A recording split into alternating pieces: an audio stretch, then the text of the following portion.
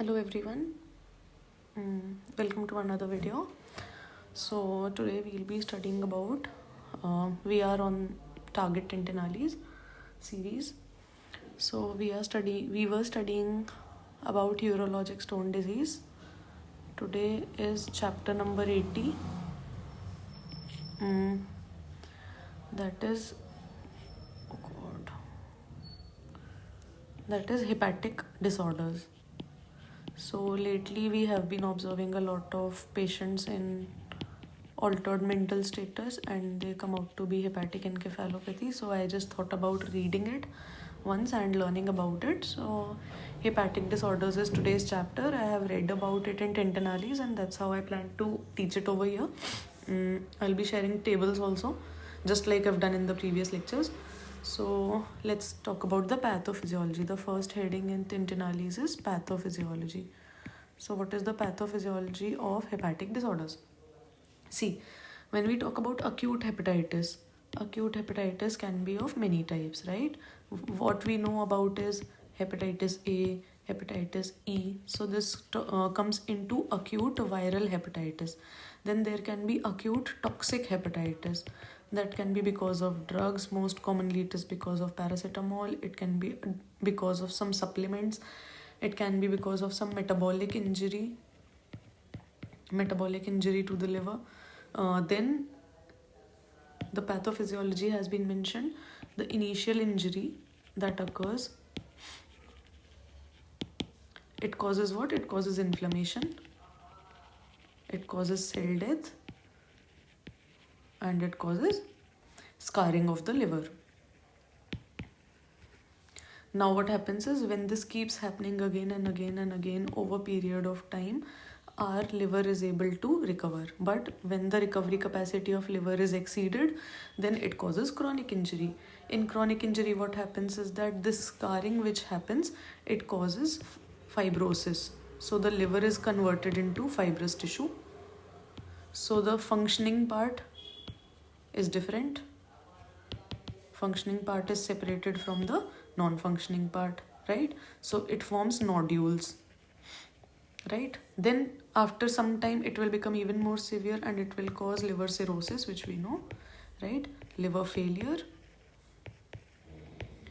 And this will show up in two levels. At the cellular level, there is loss of metabolic function, right? So the metabolic function of liver is lost. This is at the level of cells. And at the gross level, which we see is what? CLD, portal hypertension, ascites, typical patient who comes to ER, right? Portosystemic shunting. This is all that is visible at the gross level. Now, when the cellular level functions are impaired, metabolic function is impaired, that time synthetic function is also impaired. And the synthetic function of liver is to produce albumin. So albumin levels will be low, plus factor 2, 7, 9 and 10. This is low. Protein C, protein S will be low. That means vitamin K dependent clotting factors, right? So all these things, level of all these things is going to be reduced because of loss of metabolic and synthetic function, right? Now let's talk about portal hypertension. So what is portal hypertension? Do we understand what is portal vein? First of all, there are two veins, right? Splenic vein and superior mesenteric vein. It forms the portal vein. The portal vein goes to the liver, right? And this is taking blood from the spleen and from all the intestines. So this is our intestine. We eat food comes here, it is being absorbed in the gut. From the gut it goes in the superior mesenteric vein. From there it goes into the portal vein. Mind you, food is not reaching into our body directly. It first reaches the liver. From here detoxification occurs and then it goes from the hepatic vein into the inferior vena cava and from there into the heart and then to the rest of the body, right? So what happens is this portal vein here, this one, the pressure is very low in this vein. The blood reaches freely into the liver and freely gets detoxified. Now when the liver is having a lot of cirrhosis and a lot of fibrous changes, what happens is that it is unable to accept that much volume of blood now. So what happens is that the blood starts to stay here, right? So blood becomes stagnant. at the portal vein. So what is going to happen? The portal venous pressure will increase, which is known as portal hypertension, right? So this is the actual thing. Now what happens is the feeder vessels will also have increased pressure, and the portal vein is going to have increased pressure in both of this, right? Because of this, there are esophageal varices, which causes hematemesis in CLD patients. Then there is going to be gastric varices. Then we see caput medusae, if you remember. Then at the level of rectum also there is going to be variceal formation. So that causes PR bleed and all. Now let's talk about ascites. Portal hypertension we have discussed. Now ascites. What happens is the hydrostatic pressure increases. Hydrostatic pressure increases. Where? In the intraperitoneal veins. In the intraperitoneal veins. What happens is this will increase. Why? Because there is reduced albumin. Why is there reduced albumin? Because liver is not synthesizing, right? So liver synthetic capacity has reduced. So because of this, albumin will be low. And since albumin is low, oncotic pressure is low, so hydrostatic pressure is high. What happens is intraperitoneal veins will start to leave out all the fluid, right? Also, there is poor renal management of sodium and water. All of this leads to a lot of fluid accumulation in the abdomen, and this causes abdominal distension, right? So this abdominal distension may be very, very, very gross, and this may also cause respiratory distress. You will often see patients with a very huge abdomen, and they are breathless, and they are unable to take deep breaths. Very shallow breaths is there. Also what happens is that because of CLD, the bowel wall, the intestinal wall becomes edematous. So this edematous wall is slightly permeable. So the bacteria which is inside, do you remember the commensal bacteria which lives inside our intestine? It tends to come outside the edematous bowel wall, and it comes into what? It comes into the peritoneum, and there it proliferates and it causes SBP, spontaneous bacterial peritonitis, right? So this is what needs to be kept in mind. Then let's talk about encephalopathy. First we talked about portal hypertension, then we talked about ascites. Now we are talking about encephalopathy. See, it is mentioned that ammonia is never ever proven. Like, I'll tell you something. It is written in Tintinalli that it is not proven that ammonia is the cause of encephalopathy, but what we have seen, and all of us have seen, that whenever ammonia levels are high, patient comes altered. And whenever we give loose enema and we give lot of enema and we kind of anti-HE measures, which we call in our hospital. So whenever we give so much of anti-HE measures, the level of ammonia drops. Also the patient becomes conscious oriented. The AMS, the level of altered mental status, also comes down, right? The patient improves mentally. So it is not it is not mentioned anywhere that this is the only whole and soul responsible entity, but it is observed that it happens, right? So ammonia is considered, it is considered but not proven, right? So considered as a cause for confusion and lethargy, right? Now what happens is portal hypertension is there. Now what is going to happen when portal hypertension is already there? Blood is not going into liver, right? So colon is there. From the colon, the blood used to go into the portal system, right? In the colonic bacteria, what is going to happen? The colonic bacteria is going to produce ammonia. Now what happens is this ammonia enters portal vein, goes into the liver, gets detoxified normally, and that's how we do not end up into encephalopathy. In CLD patient, what happens is this blood is unable to enter into the liver. The ammonia containing blood is unable to enter the liver because of portal hypertension. Where does it enter? It enters into the shunts. Wherever there is portosystemic shunts, esophageal varices, gastric varices, and wherever there are shunting, every that place it enters into the portal systemic shunt, and it enters into the systemic circulation. So this is the actual problem, that it did not enter the liver and did not get detoxified. Instead, it entered the systemic circulation. Now what happened is, through this, it caused its effects, right? Now, see, there is a very irritating thing about it.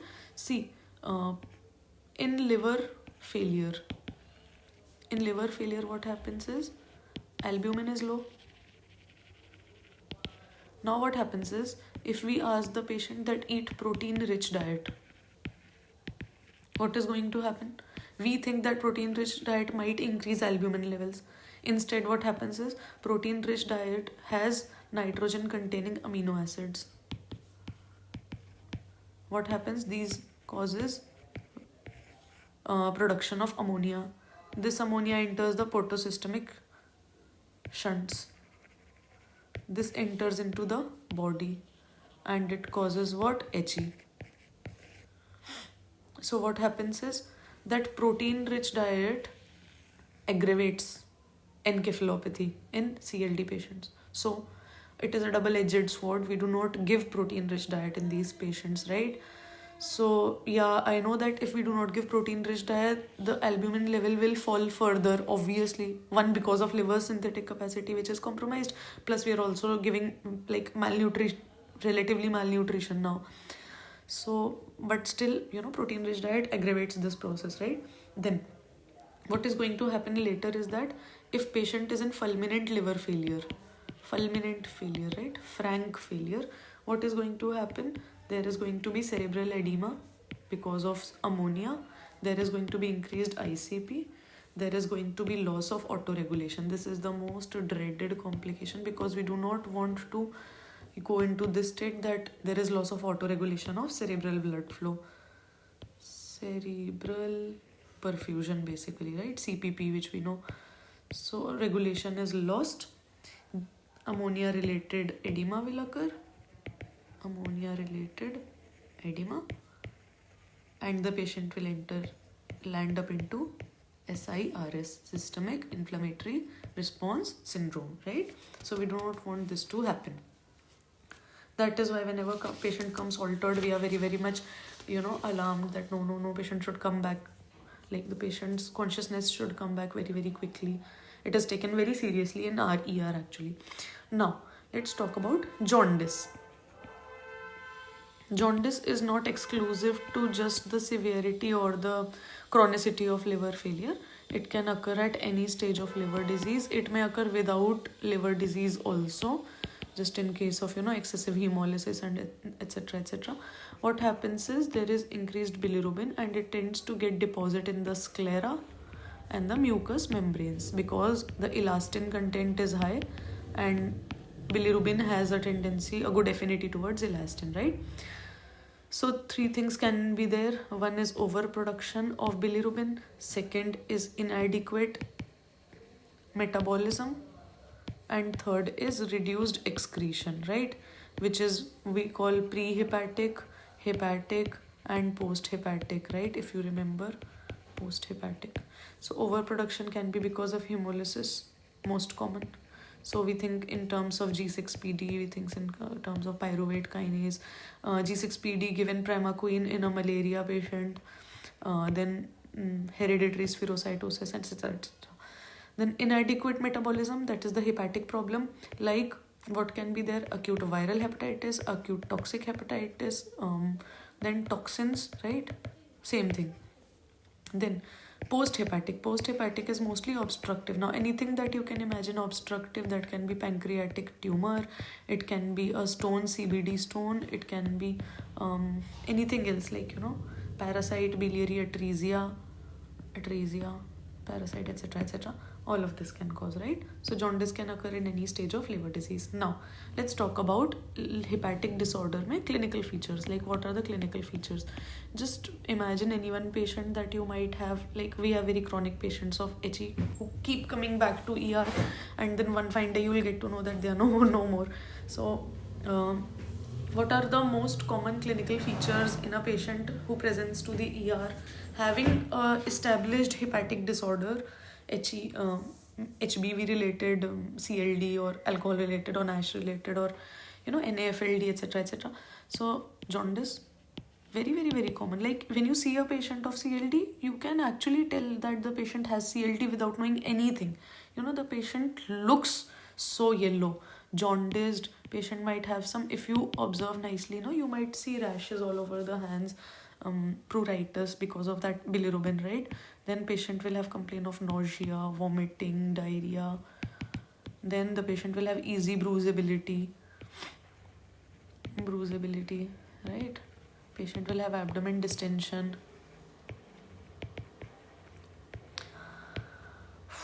bleeding diathesis, hematemesis, PR bleed, hematochezia, anything, altered mental status.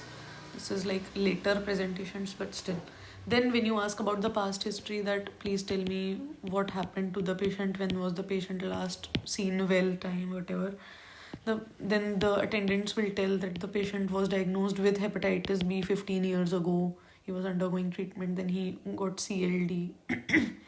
Then there will be history of some transfusions maybe, right, for hepatitis C. There will be history of HIV. There will be NSAID abuse history. There will be history of, you will see an obese patient, you may see a diabetic patient, and you may see a hyperlipidemia patient. These three patients will have NAFLD. What is NAFLD? Non-alcoholic fatty liver disease, right? So these, then depression, patient is in depression. You will encounter such patients, right? So this is about it. When you ask about the social history, if a young patient comes and you're not really expecting chronic liver disorder in a patient like this, then there will be history of IV drug use. There will be history of eating outside 10-15 days ago for HAV and HEV, hepatitis A and E. This is going to be there. Then STDs you can ask. Then travel to endemic areas, right? Endemic areas. We had a very interesting patient, right? So he was a young 26-27-year-old female, I think, male. He got his job in Africa. He went there, but he had his girlfriend here.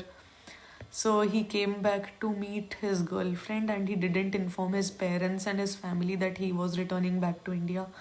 He came here, he spent good time with his girlfriend, and then he was ready to go back to Africa, right?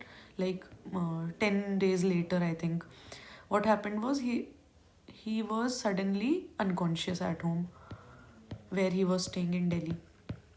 So his friends brought him here to the hospital, and on arrival he was so altered, he was very much agitated. Actually it was a cerebral malaria, right? So we asked about his travel history. They were first reluctant to tell. They were also saying that just treat him fast, he has his flight to Africa in 2 days, he has to leave and all. But then when we explained them, then they were able to understand that okay, so that patient had falciparum cerebral, complicated malaria actually. He was then treated and discharged home. But yeah, travel history is very important, because they were not telling that he first went to Africa. They were saying that he is going for the first time. After 2 days he has his flight, he's never been to Africa.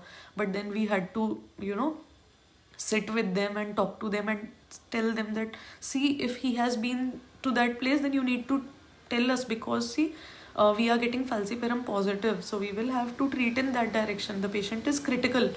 Then they finally, it is very difficult to elicit history also. So, but finally he was discharged. So yeah, that is it. Then what else can you see? You will observe weight loss in such patients. Weight loss you see in end stage liver disease. And then the patient can tell about white stools. That is because of cholestasis, right? Like obstructive jaundice actually. Then ascites will be there, abdomen distension, right?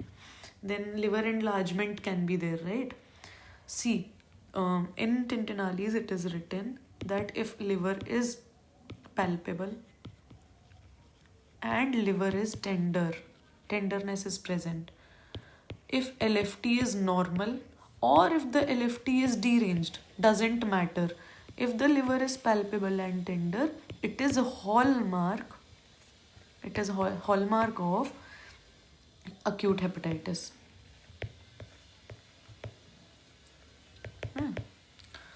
So this is about it. Then there can be, like in very later, like chronic patients, there can be Dupuytren's contracture that occurs in hands mostly. Then Palmer erythema.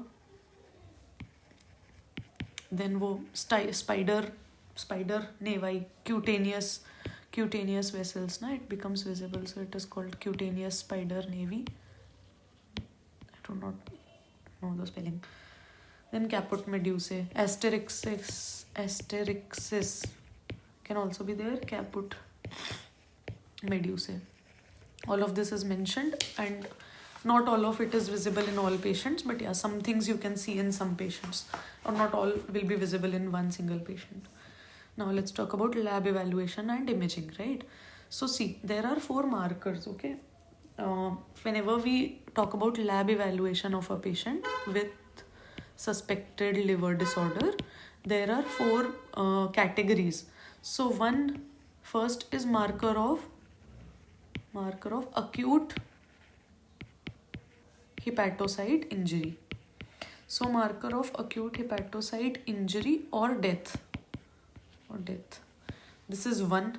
This is AST, ALT, ALP, OTPT and alkaline phosphatase. Basically these 3, right? Then second marker is like lab evaluation, right? The second thing is the catabolic activity. Catabolic activity means what? The synthetic function of liver.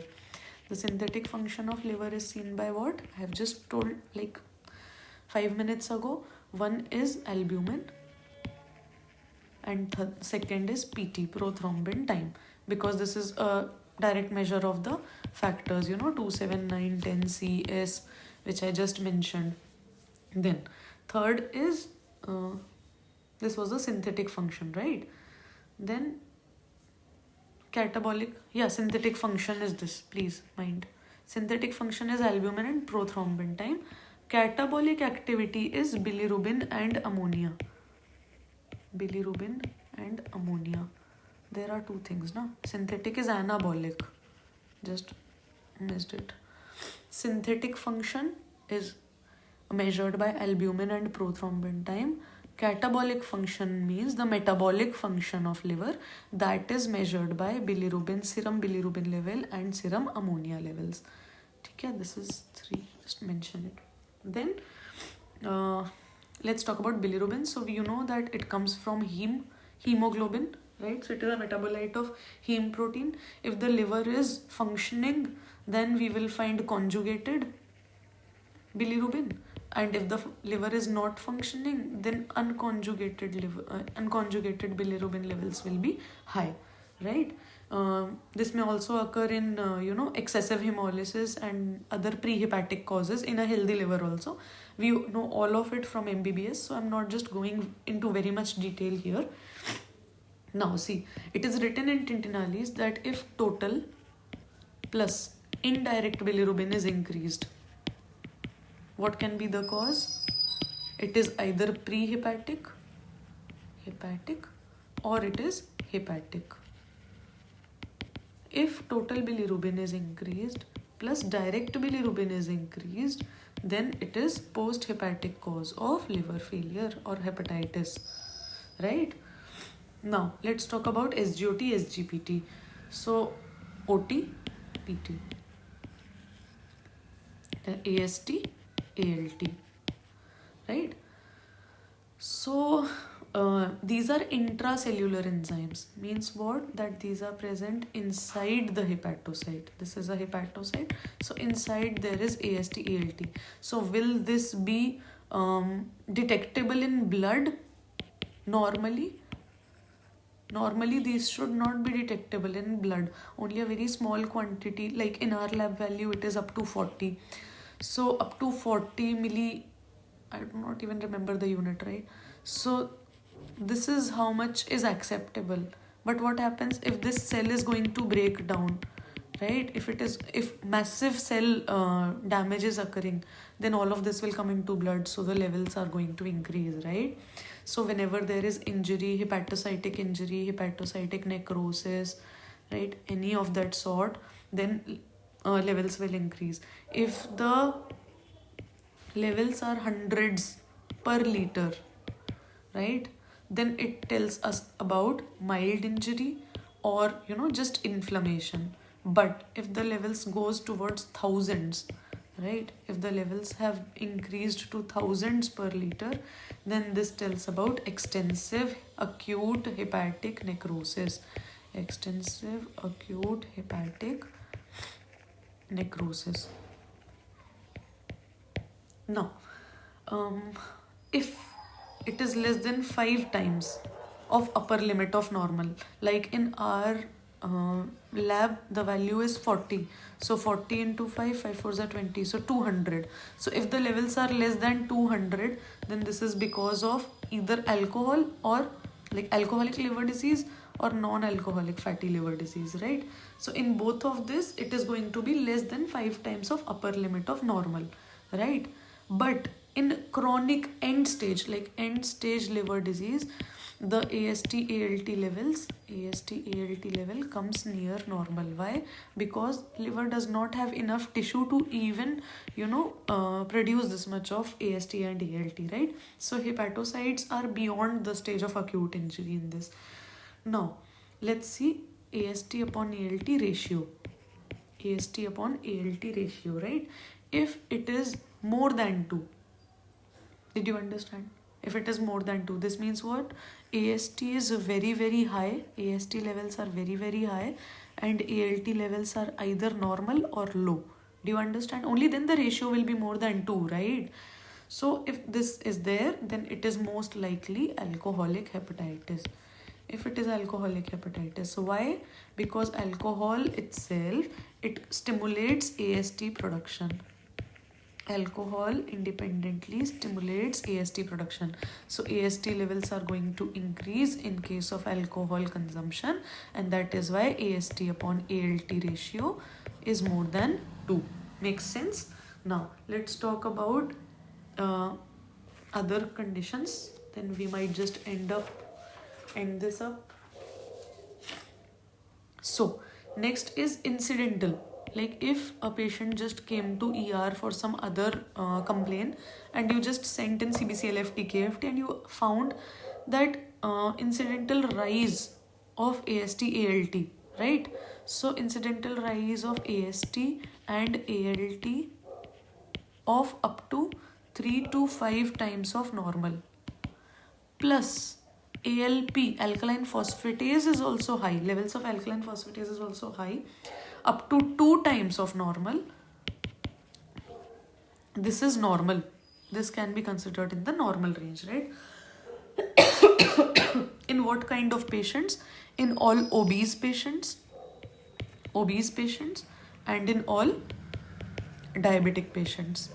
In all diabetic patients and in all obese patients, AST and ALT levels normally are 3 to 5 times of upper limit of normal, and ALP are up to 2 times of upper limit of normal, right? So now more specific marker is ALT. ALT is more specific,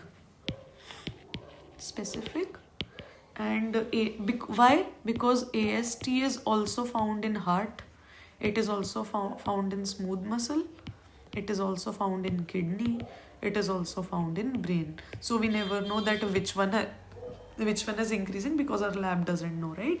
Also AST is increased whenever patient is on paracetamol, NSAIDs, ACE inhibitor. We need to know all of this, right? ACE inhibitor, nicotinic acid, then on some drug like isoniazid, sulfonamide. So if a patient is on ATT, so obviously AST is going to rise, right? Then erythromycin, griseofulvin, and fluconazole. So this is about it. Now we'll read about albumin and other things related to this topic in next class. So I'll see you there then, and I'm planning to finish off this hepatic disorders in the next video, right? So thank you very much for watching.